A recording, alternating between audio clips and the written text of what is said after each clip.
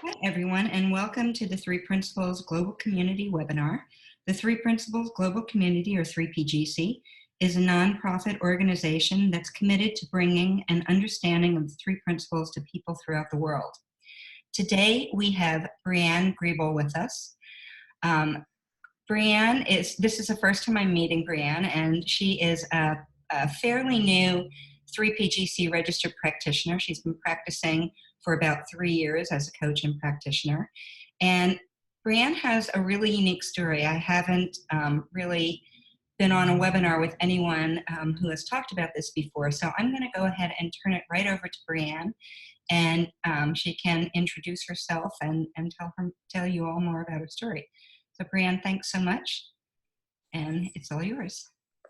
Thank you, Bonnie, and thanks for having me. I'm very excited to have an appearance on these. I can't make them live too often because they're on a date. I'm just usually busy, but I love watching the replays, and so many of the people in the 3P world that I really admire and respect have done these. So it's really cool for me to be here. So thanks. When I was thinking about being on here, I thought it was really obvious to me the thing that I would talk about would be what I have seen about the principles through the journey I've had with my mother and her Alzheimer's, because it has shown me very profound things about how the mind works and how life works in this crazy journey we call life. And it's just been so powerful that, even when I talk to clients who have nothing similar inside of their life personally, I'll still talk about what I've seen through the lens of that. And it helps them see something too. So it just seemed like the best use of my time here today.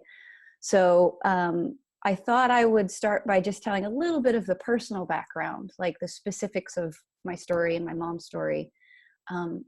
But more importantly, kind of go to the universal aspect of what I've seen. Like how I saw it is personal, but what I've seen is really universal. Just in case, I know I invited several people who weren't to this webinar who aren't necessarily 3P people, but who have someone in their life who have Alzheimer's. If anybody or on the replay is watching and they're not really sure what the principles are or 3P, I would say just don't worry about it. Doesn't matter. I think you'll still be able to look in the direction I'm pointing. In 2015, I was living in Los Angeles, and many friends and family, my parents are up in Idaho, and many friends and family were calling me concerned because my mom, something was wrong. They knew something was wrong. And so I decided to go up there, which I thought was just going to be for a few weeks, and it turned into 4 months. I packed, my husband was traveling a bit during that time, so we put everything in storage, went up to Idaho for me, and he was traveling. And I thought, because I was fresh off of a nutrition background, I just become a certified nutritionist, and I was like, oh, it's health. It's she's not eating right, and she just needs to exercise more, and that'll get her right back on track. And it was really quickly after that I realized it was more than that. My first kind of inkling that it was something more than just kind of not eating right was when she was looking at a calendar of July and couldn't find the 4th of July. She was baffled by it. And so we started all kinds of tests and doctor's appointments. And on the day I was actually scheduled to finally come back to Los Angeles, I was going to be meeting my husband, and we were driving back to Los Angeles. That was the only day we could get a neurologist appointment. So we got a neurologist appointment that morning, and basically came back with the diagnosis of Alzheimer's, which was horrible for me, because that is the thing my mom has dreaded her whole life. We have a history of it in our family, and she'd seen many of her relatives, a grandparent on either side of her family, and a few of her aunts. So she got this horrible diagnosis, and then I was leaving. And that was in October of 2015. And I spent many a day and night in knots about it, and just didn't know how to process it, and so many worries and fears and anger and frustration and the whole gamut. And not long after, I came across the principles. And it was very impactful for me in so many ways, like so many people who come across this understanding. It was very transformative and very impactful. But for a while, it still looked like anything to do with my mom was the exception, right? I could understand how thought plays a role in so many things, and that's transient. And, as soon as thought changes, your experience will change. And I could see that in so many areas. But when it came to my mom, my mind just couldn't see anything other than the disease is the problem. Her brain, the biology and neurology is screwed up. Because of that, she does not have that well-being we all talk about in this understanding, that, inherent well-being. She didn't get that anymore, was my thoughts. And it also looked like my well-being was directly tied to hers. Meaning, if she was doing okay, if I thought she was doing okay, then I could relax and I could be okay. If she wasn't doing well, if she was having a bad day, well, then I had no choice but to go back into fear and anger and frustration and overwhelm and all the things that I did. And that went on for about another year. And then, I could talk about, now I have so many profound insights when I'm in her presence. But I wanted to start by talking about the one that was the first and so far the most profound. And it pointed me to something so much truer than Alzheimer's, if that makes sense. So much truer than dementia, so much truer than a diagnosis. And I saw it so clearly and so purely that anytime after that, when I get lost in my thoughts about it all, it just doesn't look as true. I still get lost in it. I still have moments where I'm sad and I grieve and all of that. But a foundation is underneath it. So there's a bottom that I bounce off of. So that moment was 2 Christmases ago. So my mother has steadily declined since the diagnosis. And every time I would go up there more and more frequently to see her and my father. And every time I went up, it was a very clear decline in her cognitive abilities. I watched as she stopped. She doesn't really understand utensils anymore. So she eats with her hands now. She's forgotten how to use forks and knives. Her personality has changed. My mother was all of my life a very timid woman, did not like confrontation. Just always, if there was some sort of confrontation, she would always back down. Just kept her thoughts and her opinions to herself. And now if that was a filter of some sort in her cognitive mind, that is gone. If she is upset with you, she will tell you. She basically doesn't have an emotion to her a filter to her emotions anymore. It's very interesting to me. I've seen through what she's gone through, how it's like we feel these things, just like we feel the energy of life moving through us, right? And it comes with all kinds of feelings. And then I feel like it's our cognitive mind, our intellect, that will try to do its best to be like, well, I don't want to, go into anger because I don't want to be the kind of person who rocks the boat, or, it's inappropriate for me right now to express these feelings, so I'll just hold them to myself. She didn't have any of that anymore. She's just pure and raw emotion. Now, her mind is still involved. She still has an intellect, but and I say this not with disrespect, but just because it's the only way I know how to talk about it. Her intellect is kind of Swiss cheese. It's got all kinds of holes compared to what it used to be. And so she'll feel these things, and her mind will make up strange stories about the feeling. If she's upset, she talks about, for example, somebody was in the room and they were trying to steal her dog. And of course, that's not true in my experience. Like, I can see the dog right there, but all she knows is she's feeling upset, and then her mind is trying to make sense of that. And so it looks like it's weaving some sort of story, which was the first really interesting thing for me to see.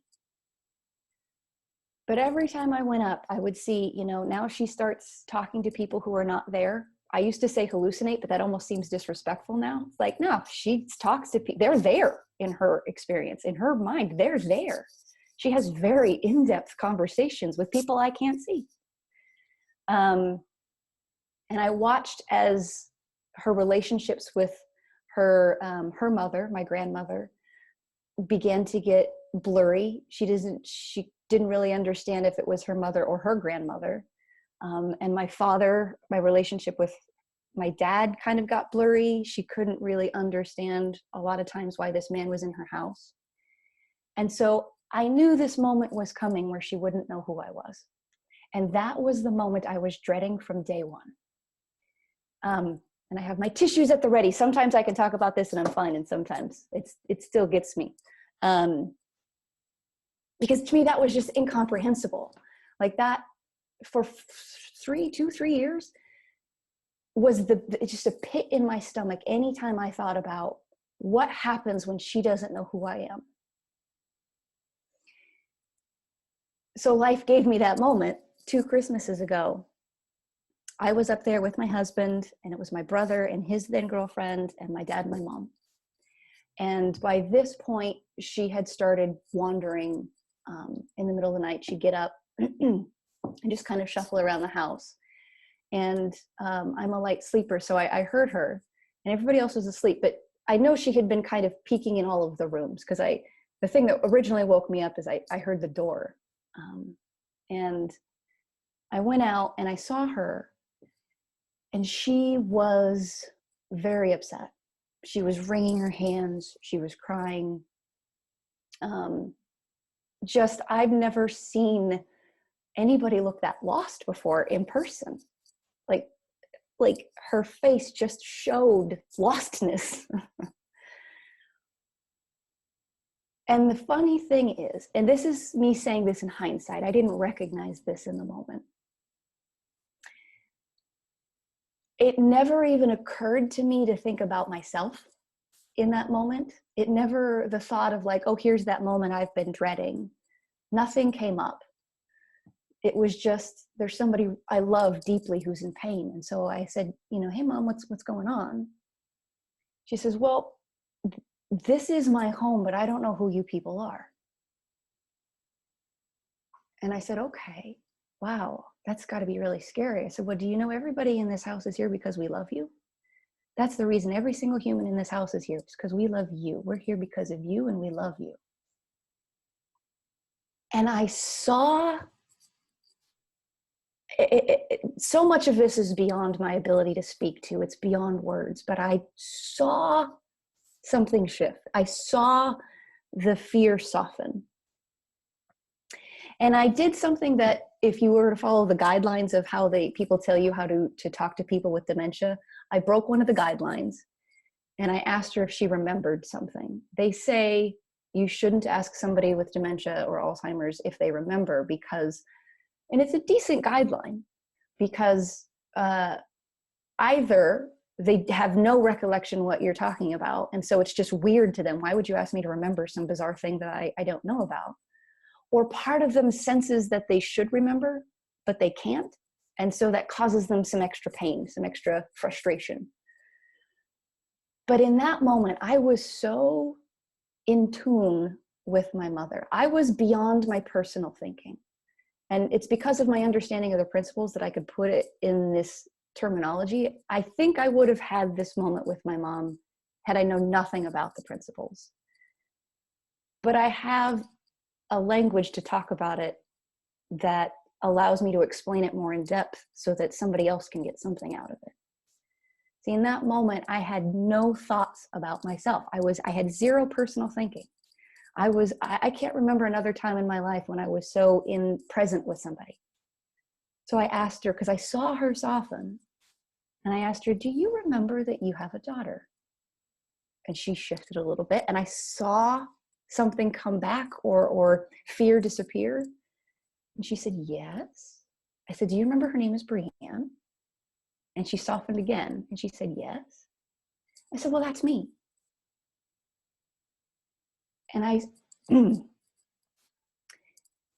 she reached out for me. I saw happiness come over her and relief, and she reached out for me. And I've never used the word embrace in actual language before, but we embraced. It wasn't a hug.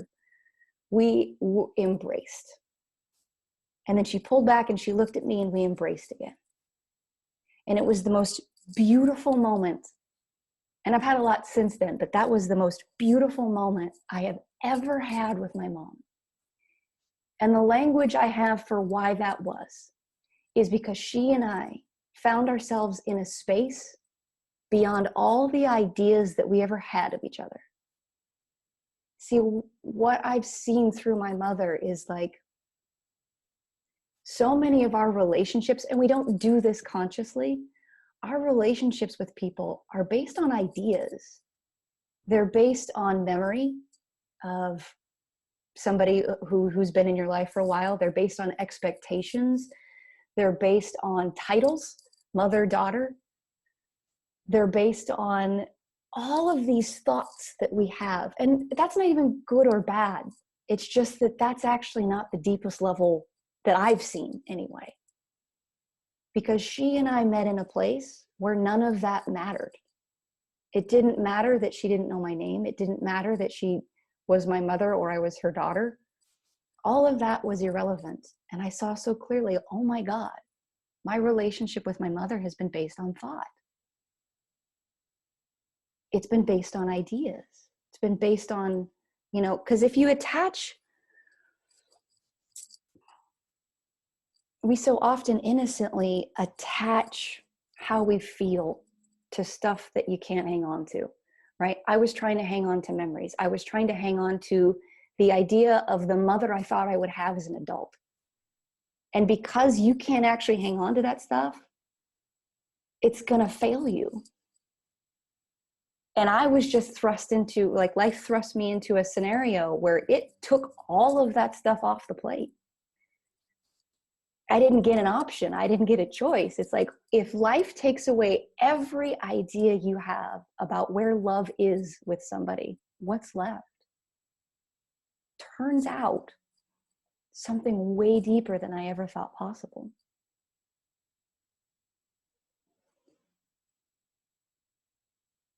And ever since that moment, I've never been in that space of love before. And ever since then, I've still had moments where I've felt lost. I've still had moments where I get really sad about what's going on with her. But it just doesn't look the same anymore. It doesn't have as much of a grip. And because, I feel like all of the insights I've had because of my mother, I could talk for hours about. But she's really shown me that if you don't hang on to your emotions, that they pass. My mother, in a 5-minute period, will cycle through anger, will cycle through laughter and joy and upset, and she'll be crying. And it's like, she doesn't have any thinking about what she's feeling. She's just feeling.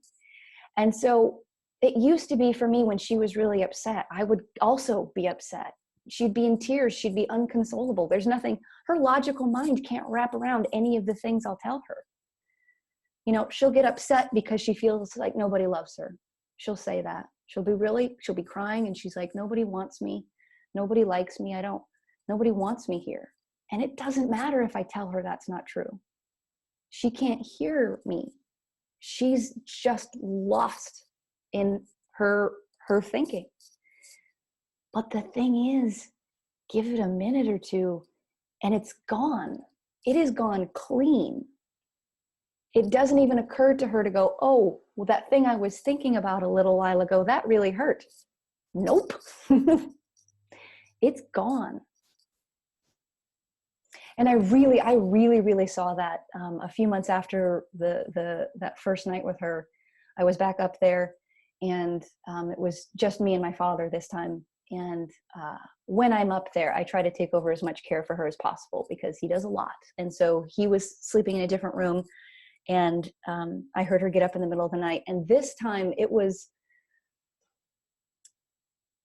not only did she not know where she was, she didn't know who she was. which she was literally looking at her own body as if it were foreign. She was tugging at her clothes. She was looking at her hands. It was like she'd been placed in some strange body. And the terror she had on her face. She's just, I don't know who I am. Who am I? Where am I? What is this? And I tried to console her. There was nothing. In that moment, it actually sounds weird for me to say it this way, but it broke my heart, but not in a sad way. It broke my heart wide open. It removed all boundaries because I recognized in that moment, there is nothing I can do. Nothing.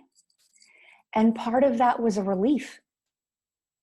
We don't recognize how often when somebody else is in pain in front of us, we're trying to fix something for them. We're trying to make it better. We're trying to calm them down. And, we can do that. Sometimes it looks like, but there was nothing I could do. And it's like the edges of my heart burst. They kind of shattered. And I fully recognized the only thing I can do is be here with her. And I found myself in that space with her, even though she was in pain this time. We laid down in the bed together and I held her and I stroked her hair the way she used to do with me when I was a kid and I was scared.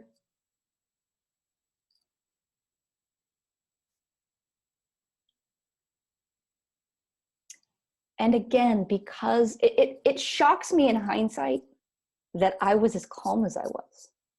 I actually get more upset now when I think about it in hindsight than I did in that moment. And it was because again, I was not present. There were no thoughts of Brianne. There was nothing except I am in a space with another human being who's hurting. I can't do anything about their hurt, but I will absorb it and let it pass through me. And oh my God, there was so much pain for her. Hours. She was terrified and screaming and crying for hours. And eventually, I think she just exhausted herself and she drifted off to sleep. And she got maybe a couple hours sleep. I didn't get any because she drifted off, but I was so afraid that if I moved or anything, she would wake up and then not know who this weird person was in her bed and we'd start all over again. But when she woke up the next morning, she was fine. I mean, fine in the Alzheimer's state. She still had Alzheimer's, but there was no exhaustion. There was no, wow, that was a rough night. She had zero recollection that a few hours prior, she was the most terrified that at least I'd ever seen her in her entire life. I think probably in her own life. I don't think she'd ever been that terrified. She didn't know that. And that I saw, it made it so clear to me that when thought passes through consciousness, when it moves through our experience, it goes clean unless our personal minds start getting involved and kind of sort of bring it back in an essence. That was huge for me. The more I am with my mother, the more I become completely fine with whatever I'm feeling in the moment I'm feeling it. Because I've seen, no matter how horrible I'm feeling right now, when this passes, it will pass and then life will look different. It's so interesting that we really value the intellect. And the intellect is the part of her that's kind of becoming Swiss cheesy.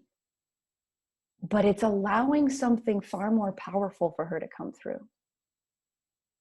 I work with a woman named Judy Cornish quite a bit. She has a dementia care business. So she trains people to give care for those who have dementia. And she's not a 3P person, but she kind of really intuitively gets all this stuff that we talk about.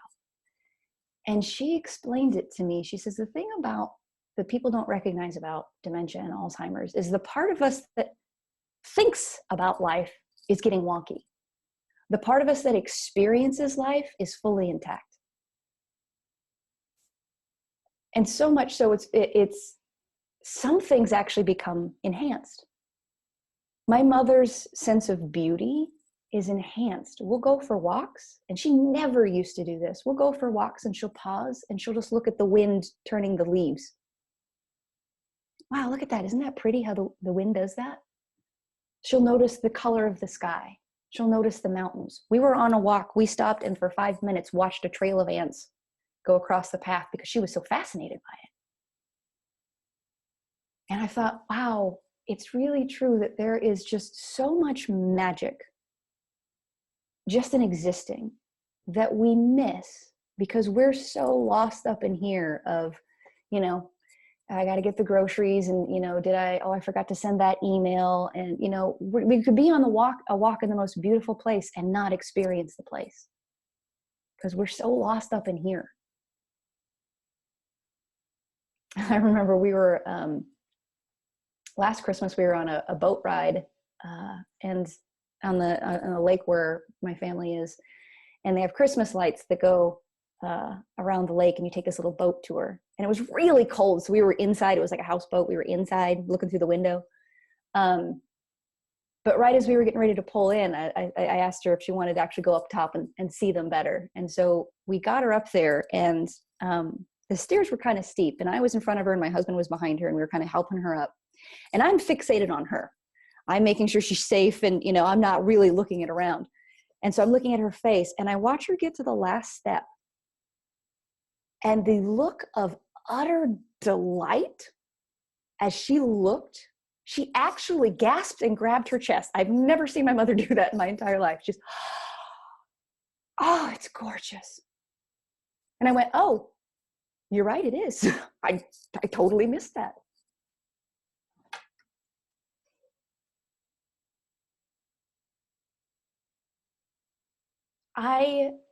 I'm not sure who's helping who more.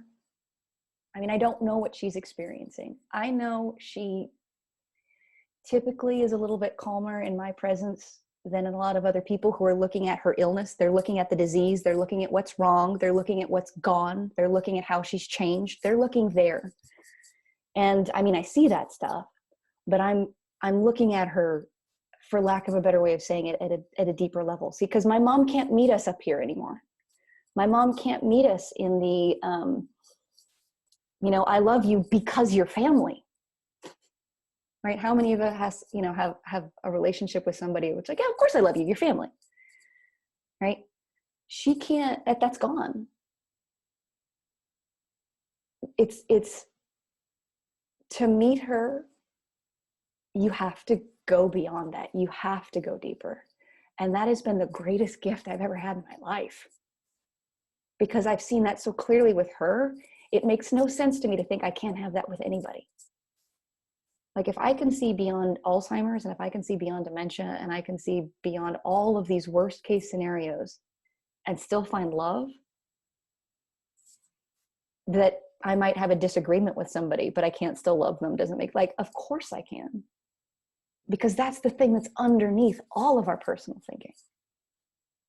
Underneath all our ideas of right, wrong, good, bad, healthy, unhealthy, you know, okay, not okay.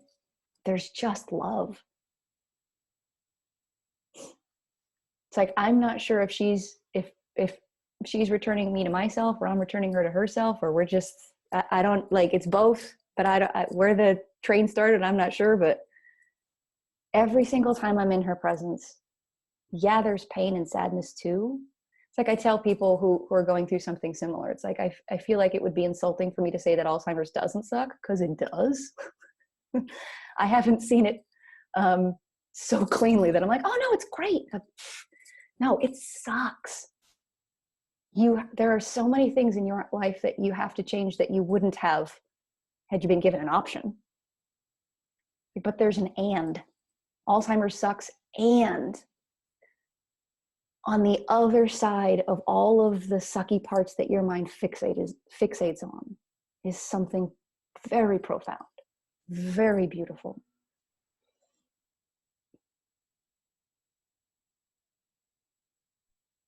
I guess the last thing I'll just kind of share, and then if there are questions, or and I apologize, they just started leaf blowing right outside my window. They'll probably be gone in about 5 minutes. Um, the last thing I kind of wanted to, this was really recent. I was just up there a couple weeks ago. And it was the day I was leaving. And it was a particularly heavy trip.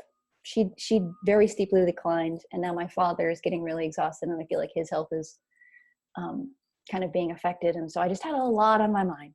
And I was feeling that. And it was the day I was leaving, and I was packing. I was in my room and packing and feeling very heavy. And my mom kind of shuffled in. She's more in tune with my emotions and the emotions of people around her than most people I know. She can't understand the emotion, but she can feel it. She can sense when somebody's upset, and she could sense that I was upset. And then she started getting upset.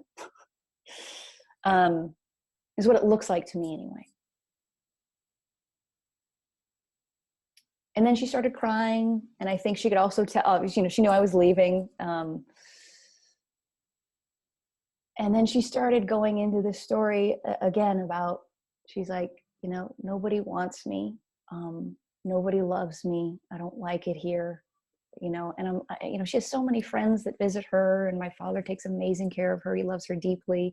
Her parents are still alive. She talks to them, but she was just lost in this moment of like, nobody loves me. Nobody wants me. And of course that made me feel heavier. And I have this moment of realization of, oh my God, she just can't see the truth. She just can't see that that's not true. She's upset because she can't see what's true. And I went, well, shit, that probably means it's true for me too. I was feeling heavy and I was feeling upset because it looked like so many things were wrong.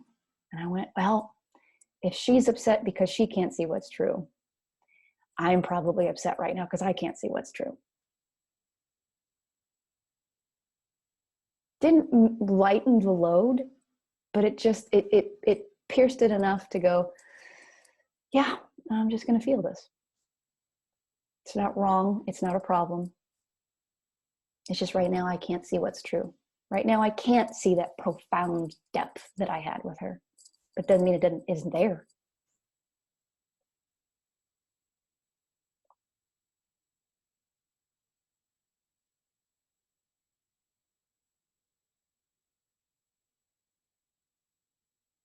Yeah.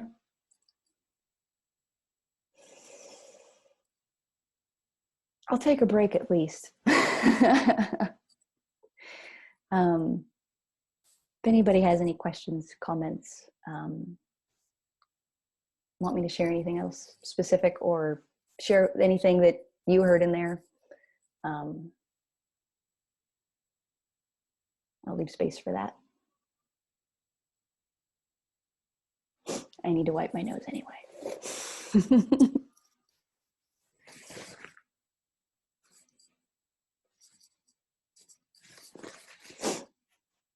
Yeah, Terry, you can unmute yourself if you can.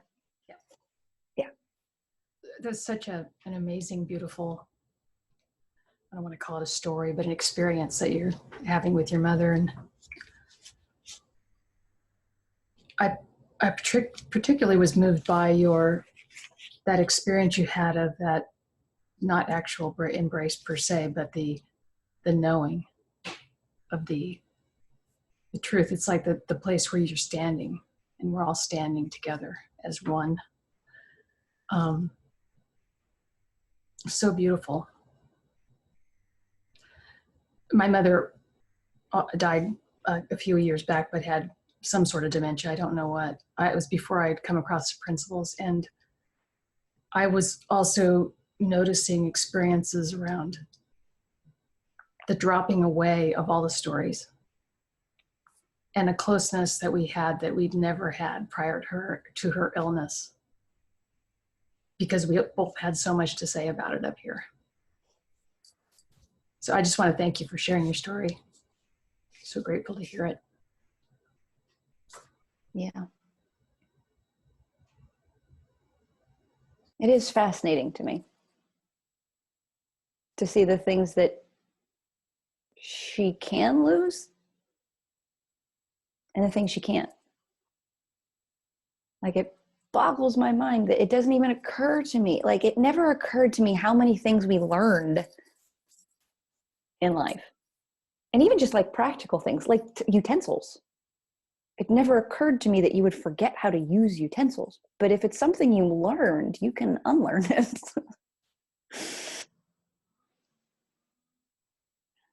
Yeah. But the thing underneath doesn't change. Thank you, Terry.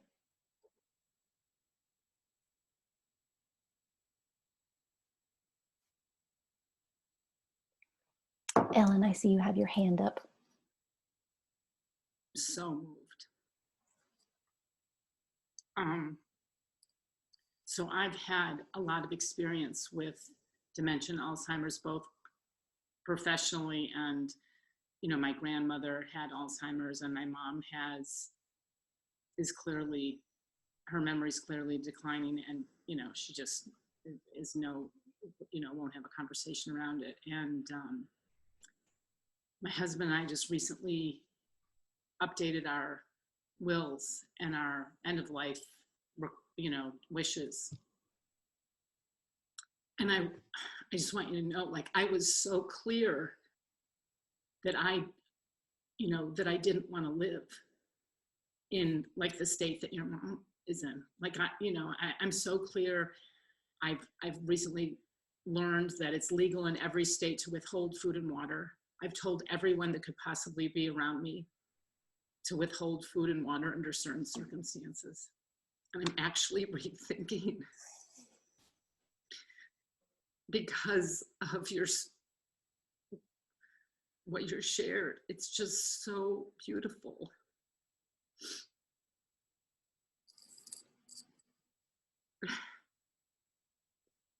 And I know that I won't know, and I know that I won't. I know that I always change my mind and that I'll never really know. But I never thought that life could be so beautiful as you just described. Me either.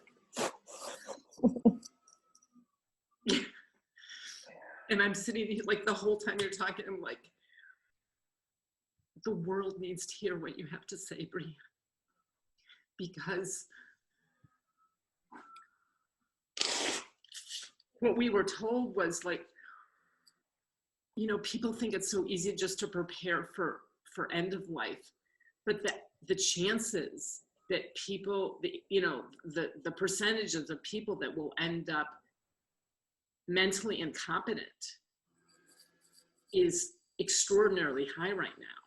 To the fact that we had like a separate document for, I have like a medical power of attorney and I have a psychiatric power of attorney just to deal with, mental health stuff. Just to deal with, Alzheimer's and dementia. It's just, everyone needs to hear what you have to say, Brianne. The thing, when I first started seeing this and sharing it, the thing that really sucks about particularly Alzheimer's, but many of the, Alzheimer's,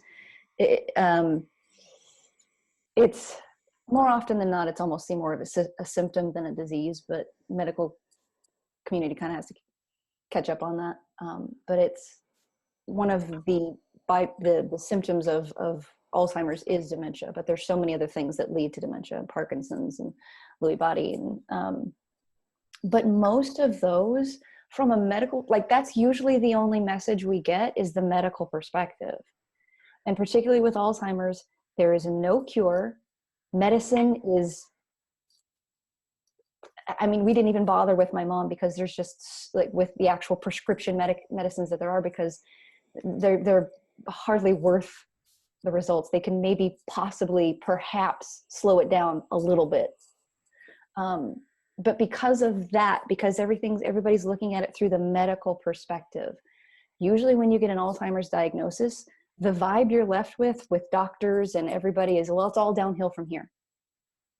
get your affairs in order. They're not going to get better. They are just going to either slowly or quickly decline. It's very depressing. It's very bleak. And of course I felt that. And I'd had experience with some of the older relatives in my family when I was younger. Like, I knew that was coming. And so when it was my mom, at 62 years old, she was diagnosed. I kind of thought that might be in the pipeline 20 years later, as if, that would prepare you better for it. But it shocked me when I saw that there was actually something beautiful in it. It never even occurred to me to look. And it's like, I call it a moment of grace that I did. I talk to a lot of people now who have a loved one in a similar situation. And they do, like, when I start talking about the stuff I've seen, they do kind of notice that kind of stuff too. It's like, yeah, they do become, everybody manifests symptoms differently physically. People, it's all very unique in how it shows up. But most people notice that there is a childlikeness that actually starts to emerge. And what we tend to do is we think they're losing dignity, as if that was a thing that we could decide for them. I remember the first time I was trying to figure out how to kind of meet my mom somewhere. And Judy Cornish, who I mentioned, I heard my grandfather say at one point in time, when my mom was younger, she really liked to draw and color. And Judy recommended, she's like, why don't you draw and color with your mom? She's like, get a coloring book and color. And I thought, that was, my first reaction was like, that's so juvenile. But I did it anyway. I got an app on on the iPad, and it's this app that, like, she can't really draw anymore, but watching her finger make color it's fascinating to her. She delights in it. And it's opening my eyes to, oh my God, how much delight do I miss in my own life? Because she just doesn't care about the things she used to care about. Another blessing, the first thing that kind of came through, my mother was a worrier her entire life. Oh my God. The things that that even occurred to her to worry about blew my mind. I'm like, why on earth would you worry about? But the first thing that started to go was she forgot what to worry about. That's hilarious.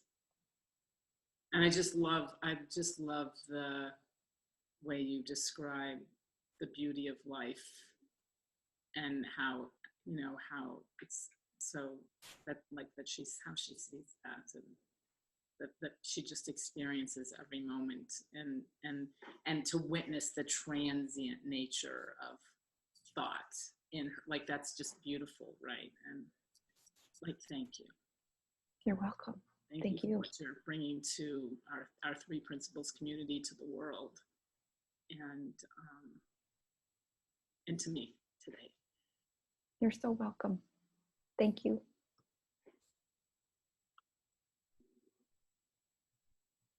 Yeah, my mom, and again, through many other people I'm now talking with who have a loved one with dementia, they really live in the present. Because there's no past or future anymore. Like, holy cow, did I see, oh wow, the past and the future exists only in our heads.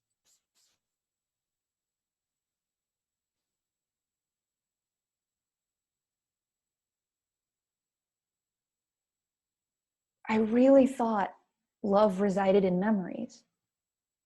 I really did.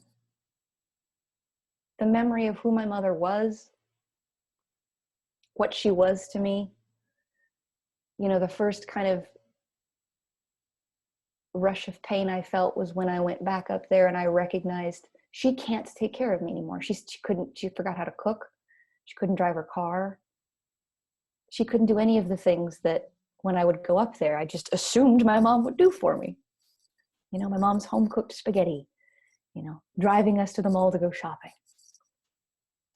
because we had so many beautiful memories inside of those kinds of things that I thought that's where the love was. And if that left, well, the love would go with it, or certainly a large part of it. I had it wrong.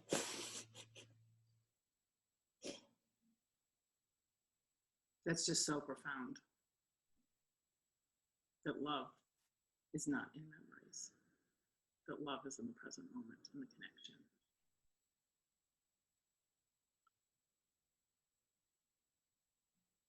Yeah, we talk so much about thought, but memory is thought. Expectations are thought. Titles are thought. Mom, daughter, names, that's thought. It's all thought. I never saw it so clearly. It's not a thing that can hold anything in and of itself. So if it leaves, it can't take anything with it. It just leaves.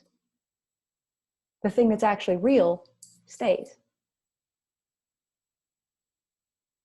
It can't come or go with thought.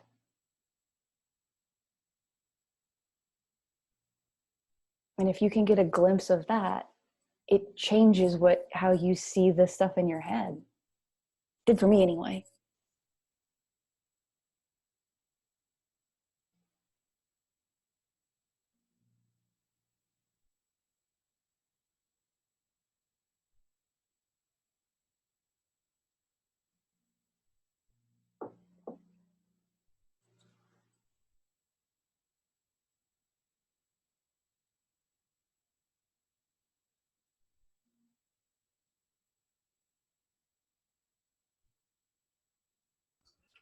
I just love how poignant, how beautiful you're pointing back at the present moment. And, being around people who have dementia, there's a realization, maybe unbeknownst to them, but certainly to those of us that are around them, that this is it. Being on this call, having this conversation, this is it. So there's such a beauty in what's come through and to you in this process. So much bigger than anyone who's dealing with dementia or in their family or themselves. It's pointing back at the truth for all of us. It's just that most of the time we're caught up in our thinking about other times and spaces that aren't actually happening. Yeah.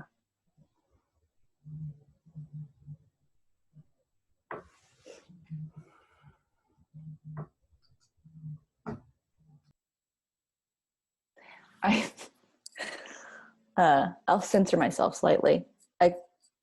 I've started seeing certain things as the thank you, F you moments of life. Thank you / F you.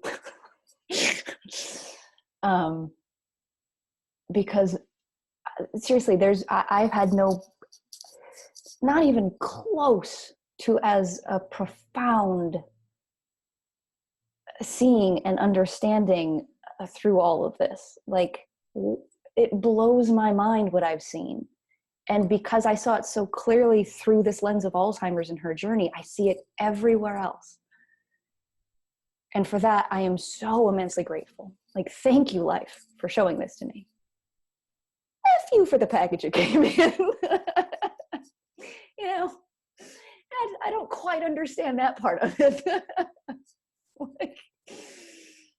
But I can't really complain about the packaging because the gift was so immense. I mean, I do complain about the packaging, don't get me wrong. But that's usually in the moments when I am, I came back from the last trip. Like I said, it was just a heavier trip, and it stuck with me even for a couple of days after being down here. And, I had a real good hard cry about it. I cry a lot still.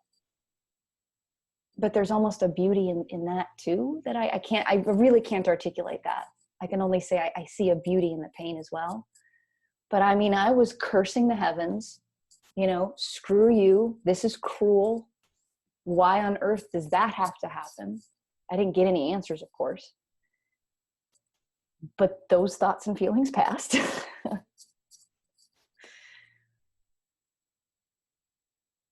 It is a beautiful, weird, bizarre, amazing, painful, joyous journey that we're on. And I don't know where any of those start and the other ones stop. It's all starting to blur for me. Pain and beauty don't look all that different to me anymore.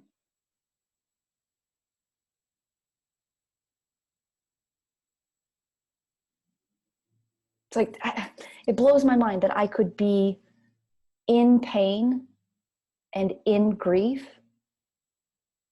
but still love life. It still baffles me. It never even occurred to me that was possible.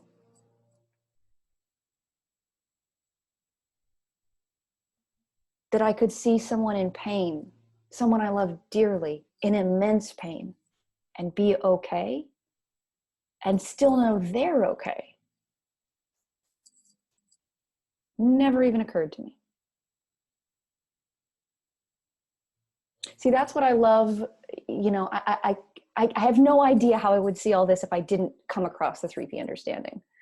I think I probably still would have had some beautiful moments with my mom, but having this lens, having this understanding, it's like I'm really beginning to understand the difference between the 3 principles and what they point to.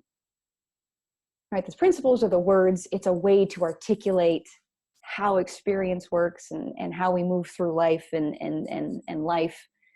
But that's not where it's at. What it points to, because I've had this understanding and I can put words to it, it's so fascinating to me. The more words I don't want to say, it's not the more words I put to it, but the more I try to look at it through this understanding, the more profound it gets. And it's not, when I talk, it's not about mind, consciousness, thought.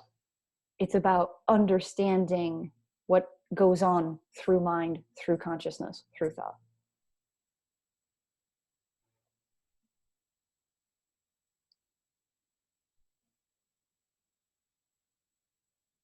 Yeah.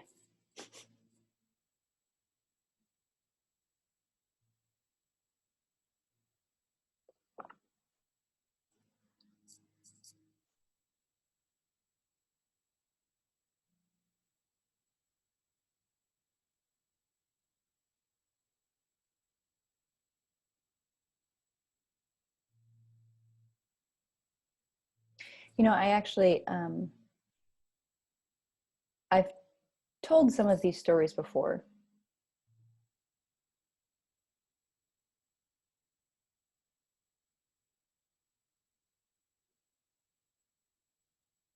But I don't know if I've ever actually shared it in the way that I'm sharing it with you guys right now. That's pretty cool.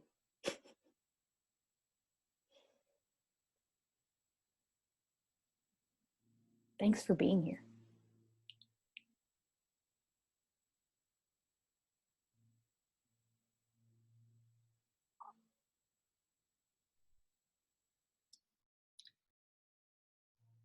Thank you so much, Brianne. Wow. So the way that you shared what you saw is just so incredibly beautiful. I'm pretty sure I never cried on a webinar before. So, and maybe it's because I went through dementia, not Alzheimer's, but dementia with my father. So I really heard at a deep level what you were pointing to. Thank you so much. Really beautiful. Do you have anything you want to say to wrap this up? Or anyone else want to share?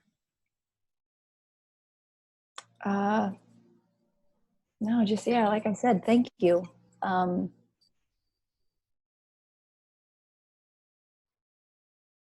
it's a gift that keeps on giving. And it's interesting. I like I mentioned, I told some of these stories before, but there's a difference between telling the story and coming from the place that the story led me to. And